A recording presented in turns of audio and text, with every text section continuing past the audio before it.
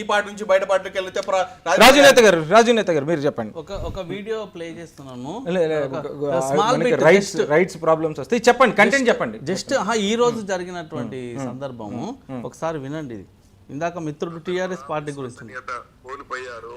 ప్రధానంగా కేటీఆర్ గారు ఆయన ప్రవర్తన గాని, ఎమ్మెల్యేలతో ఆయన వివరించిన వ్యవహారం గాని, ఒక ఎమ్మెల్యే కూడా మర్యాద లేకుండా ఏదో చీడ పురుగులను చూసినట్టుగా ఎమ్మెల్యేలకు కనీసం మర్యాద ఇవ్వకుండా ఆయన ప్రవర్తించాడు. కాబట్టి ఈ రోజు ఎమ్మెల్యేలు ఒక నిమిషం బ్రదర్, ఒక నిమిషం ఇది ప్లే చేసినాక నువ్వు చేద్దు. సెల్ఫ్ రెస్పెక్ట్ ఉంటుంది. అందరికి తెలిసిన గారు మాట్లాడిన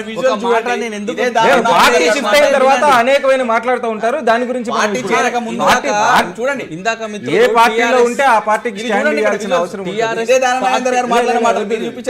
టిఆర్ఎస్ పార్టీకి సంబంధించిన మిత్రులు మాట్లాడుతూ ఏమన్నాడంటే, గతంలో మేము రాష్ట్రాన్ని ఇట్లా అభివృద్ధి చేసినాం, అట్లా అభివృద్ధి చేసినాం అని చెప్తున్నాం. ఇప్పుడు ఈరోజు ముఖ్యంగా ఏ పార్టీలో విలీనం కాబోతుందనే చర్చ జరుగుతుంది. కాబట్టి ఈరోజు ఆయన హాట్ కామెంట్స్ ఏం చేసిందంటే, గతంలో మేము ఎమ్మెల్యేలుగా ఉన్నప్పుడు కనీసం మమ్మల్ని అపాయింట్మెంట్ కోసం వస్తే గేటు దాకా కూడా రానిచ్చేవాళ్ళు కాదు.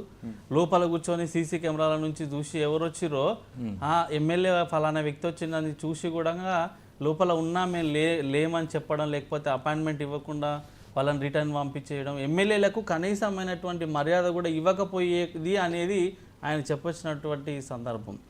ఈరోజు మిత్రులు మాట్లాడుతూ తెలంగాణ రాష్ట్రంలో మేము అది చేసినాం, ఇది చేసినాం, మేమే తెలంగాణ తెచ్చినాం, ఇవన్నీ చెప్తా ఉన్నారు కదా. నేను కొన్ని ముఖ్యమైన ప్రశ్నలు సూటిగా అడుగుతా ఉన్నా, చెప్పండి. ఈరోజు తెలంగాణ రాష్ట్రంలో 50 లక్షల మంది విద్యార్థుల నిరుద్యోగుల ఉసురు పోసుకున్నటువంటి పార్టీ ఈరోజు టీఆర్ఎస్ పార్టీ కాదా?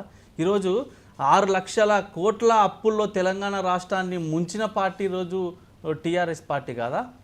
కాళేశ్వరంలో 1,00,000 కోట్లకు పైగా అవినీతి భాగోతానికి తెరలేపినటువంటి పార్టీ ఈరోజు కాంగ్రెస్ అభియోగాన్ని కూడా మీరు పరిగణలోకి తీసుకోండి ఒకసారి.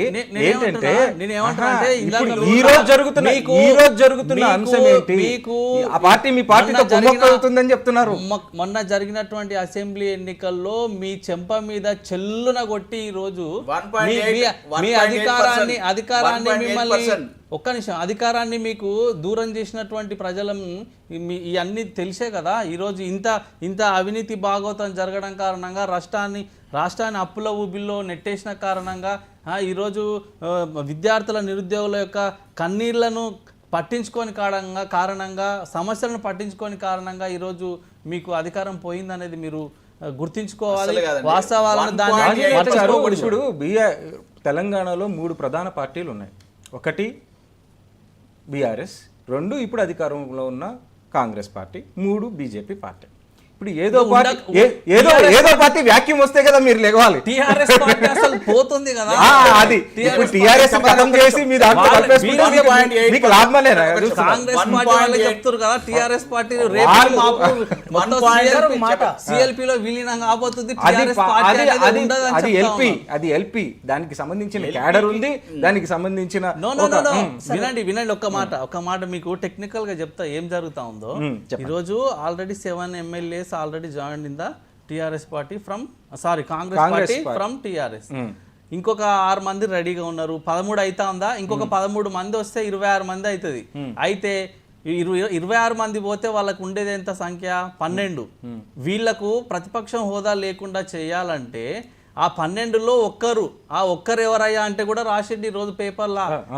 ఎవరైతే ఈ అలంపూర్ ఎమ్మెల్యే ఎవరైతే విజయుడు అనేటువంటి ఎమ్మెల్యే గారు ఉన్నారో ఆయన ఒక్కరిని లాగేస్తే మహబూబ్నగర్లో కాంగ్రెస్ పార్టీ ఎమ్మెల్యేలు మొత్తం కాంగ్రెస్లోకి వచ్చినట్టు అవుతుంది, కాంగ్రెస్ మయం అయిపోతుంది. తర్వాత ఈ ఒక్క ఎమ్మెల్యే తోటి టీఆర్ఎస్ పార్టీకి ప్రతిపక్ష హోదా కూడా లేకుండా చేయాలనేటువంటి ప్లాన్లో వాళ్ళు ఉన్నారు.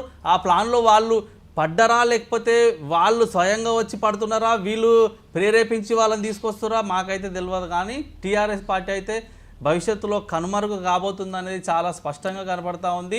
ఎవరైతే మేమే తెలంగాణ రాష్ట్రాన్ని తెచ్చినాము, దేశవ్యాప్తంగా భారతీయ తెలంగాణ